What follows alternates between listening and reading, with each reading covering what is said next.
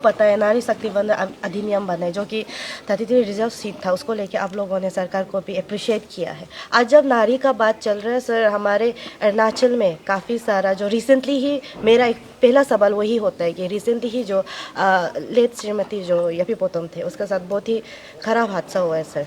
तो उसको लेके अभी माना है कि जेल हो चुका है, लेकिन वो 2 बच्चे को सपोर्ट कर रहे थे, इवन अपना ओल्ड पेरेंट्स को भी सपोर्ट कर रहे थे। आपको ये चीज़ पता है और आप लोग सरकार का तरफ से क्या इस चीज़ में निर्णय लिया गया आप लोग का तरफ से? जो रिसेंटली जो इंसिडेंट हुआ है उसको हम लोग पूरा कंडेम कर रहा है।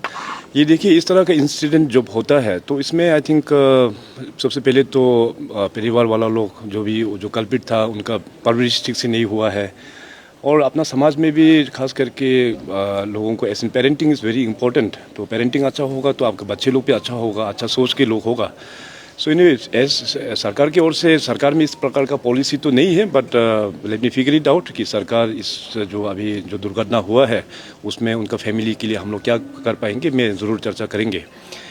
और आज जो ये इस इवेंट जो मेन इवेंट जो आज यहाँ पे हुआ है, नारी शक्ति वंदन अधिनियम 2023 में इस बिल को पास किया गया है पार्लियामेंट में। और ख़ास करके नरेंद्र मोदी जो ऑनरेबल प्राइम मिनिस्टर साहब है, उनका ये पर्सनल इनिशिएटिव के कारण से आज हम लोगों को प्रैक्टिकली इस जो सभी लोगों का, सभी पॉलिटिकल पार्टीज़ का जो एक विजन था उसको honourable prime minister Narendra Modi साहब ने स्टीयरिंग करके इसको एक लॉजिकल कंक्लूजन में लेके आया है। कल से लेके 18 तारीख तक दिल्ली में स्पेशल सेशन लोकसभा वहाँ बुलाया गया है। वहाँ में कुछ अमेंडमेंट्स रिक्वायर्ड है ताकि 2029 जो जनरल इलेक्शंस आएंगे उसमें ये 33% वुमेन्स रिजर्वेशन को रोल आउट करने के लिए। और इस जो बिल पास होने के बाद और प्राइम मिनिस्टर साहब का इनिशिएटिव को देखने के बाद आज यहाँ डीके कन्वेंशन सेंटर में जो कैपेसिटी है उससे भी कहीं गुना ज़्यादा वुमेन्स का यहाँ पे पार्टिसिपेशन किया गया, यहाँ पे सेलिब्रेट किया गया।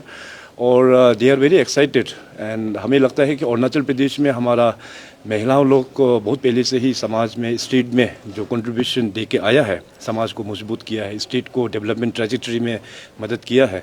सो ये रिजर्वेशन बिल आने से it will be a changing factor for Arunachal प्रदेश।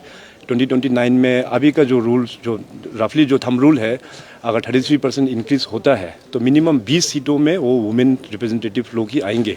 तो उससे जो महिला लोग डिसीजन मेकिंग में जब शामिल होने के बाद तो अपना स्टेट में we can expect better coordination, एक अच्छा वातावरण, एक इन्वेस्टमेंट फ्रेंडली वातावरण जहाँ में करप्शन ख़त्म हो जाएगा, समाज में जो इल प्रैक्टिसेस होता है उसको भी ख़त्म हो जाएगा। सो इस प्रकार से we have lot many expectations and the women section of Arunachal Pradesh, they are really very excited and they whole heartedly welcome this step.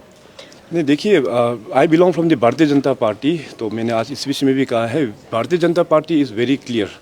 अभी फ़िलहाल के लिए मैं एग्जांपल के तौर पे अगर बताएगा तो 60 असेंबली सीट्स है, तो रिजर्वेशन के तौर पे 20 असेंबली सीट्स में रिजर्वेशन आ जाएगा।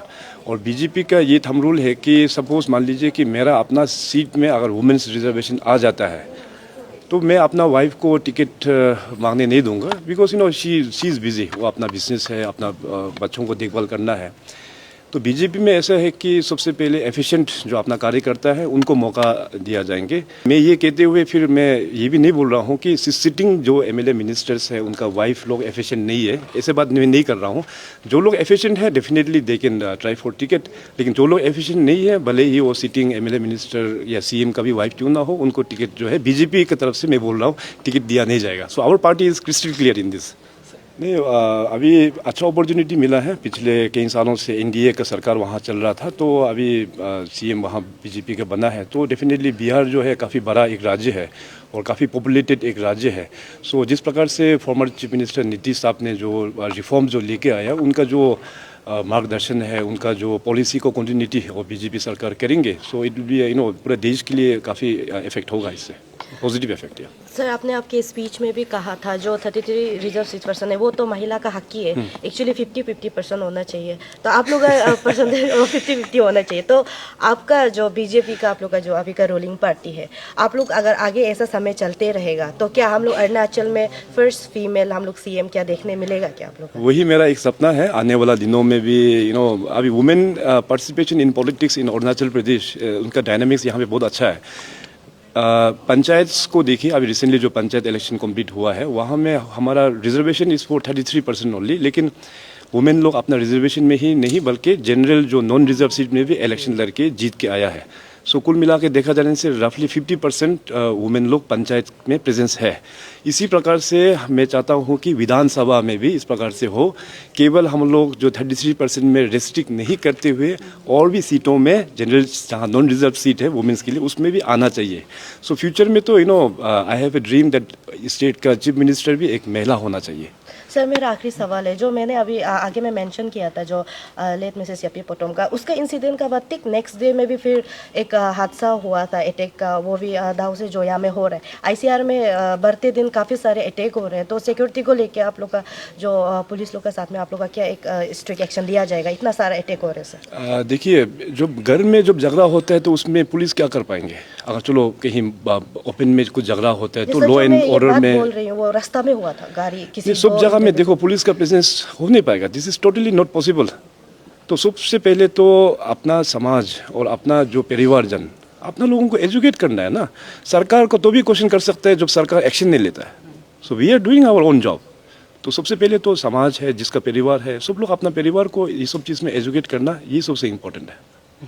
Thank you.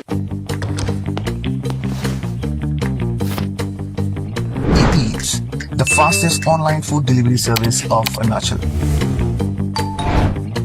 Download the app